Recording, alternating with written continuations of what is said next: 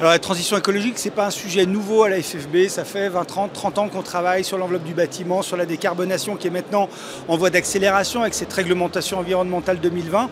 Donc il y a beaucoup d'outils et des outils notamment régionaux qui permettent d'accompagner notamment Batiloop. Batiloop, c'est un outil régional de la Fédération française du bâtiment Auvergne-Rhône-Alpes qui permet de proposer un diagnostic de chaque adhérent pour leur dire comprendre ce que c'est que le RSE, la mobilité, l'eau, les déchets, les matériaux. Voilà. Et c'est une sorte de diagnostic qui se fait en entreprise, qui est proposé par la Fédération française du bâtiment Auvergne-Rhône-Alpes pour aider le chef d'entreprise à y voir plus clair dans cette décarbonation.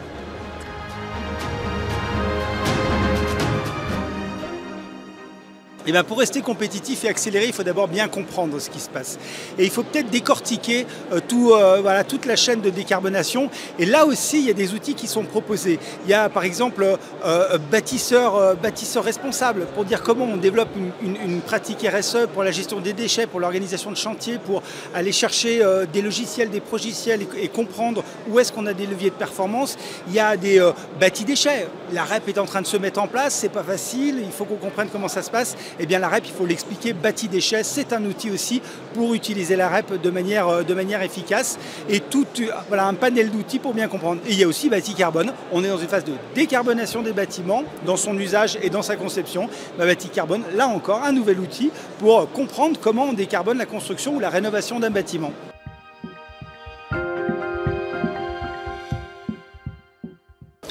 Par rapport aux nouvelles réglementations, c'est l'instabilité, il faut comprendre ce qui se passe, il faut comprendre plus loin. On sait qu'on a cette réglementation environnementale 2020 qui nous conduit avec plusieurs paliers dans les années futures. Donc il faut comprendre et s'inscrire dans une logique de décarbonation dans son métier. C'est la décarbonation en étant carreleur, gros œuvre, métallier ou plaquiste, on n'a pas les mêmes enjeux. Et là aussi c'est intéressant de se raccrocher à des initiatives locales. J'en ai une en tête, c'est Terra BTP, c'est une initiative qui est proposée par la Fédération du bâtiment du Rhône et qui se déploie maintenant en région pour s'inclure dans cette loi de transition écologique et de résilience et dire ma chaîne de climat, comment je participe dans mon entreprise et comment j'y donne du sens. Là aussi la FFB elle est là pour accompagner.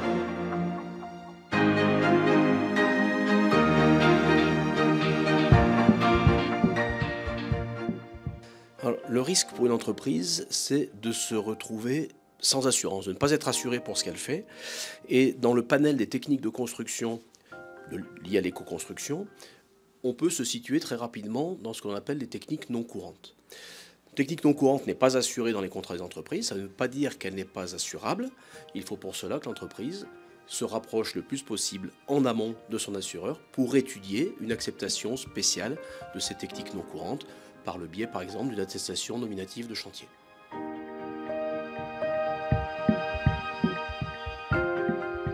Alors aujourd'hui, tous les constructeurs sont automatiquement dans la réflexion et dans la nécessité d'adapter leur système constructif face à ces enjeux. Donc les demandes émanent de toutes parts, des concepteurs, des entreprises, mais également des fabricants de matériaux. Dans ces domaines-là, nous avons des demandes sur le réemploi, sur l'utilisation des matériaux biosourcés, la paille, la terre par exemple. Nous avons également des réflexions, des demandes sur l'utilisation de procédés constructifs nouveaux, comme la construction hors site.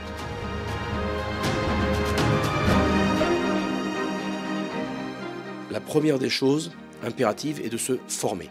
De former dans les entreprises à tous les niveaux des équipes d'ingénierie, car la seconde chose importante est de concevoir. Il faut savoir aujourd'hui concevoir nos projets en adaptant la conception à l'émergence de ces nouveaux procédés constructifs, de ces nouveaux matériaux qui rentrent dans la construction.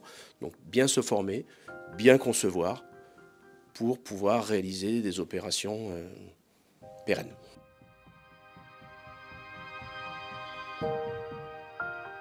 Alors, depuis toujours, l'auxiliaire est toujours proche de ses sociétaires, toujours à l'écoute des marchés et des besoins des entreprises. Depuis toujours, l'auxiliaire accompagne l'éco-construction avec bienveillance, mais aussi avec la vigilance nécessaire à la bonne réalisation d'opérations de qualité.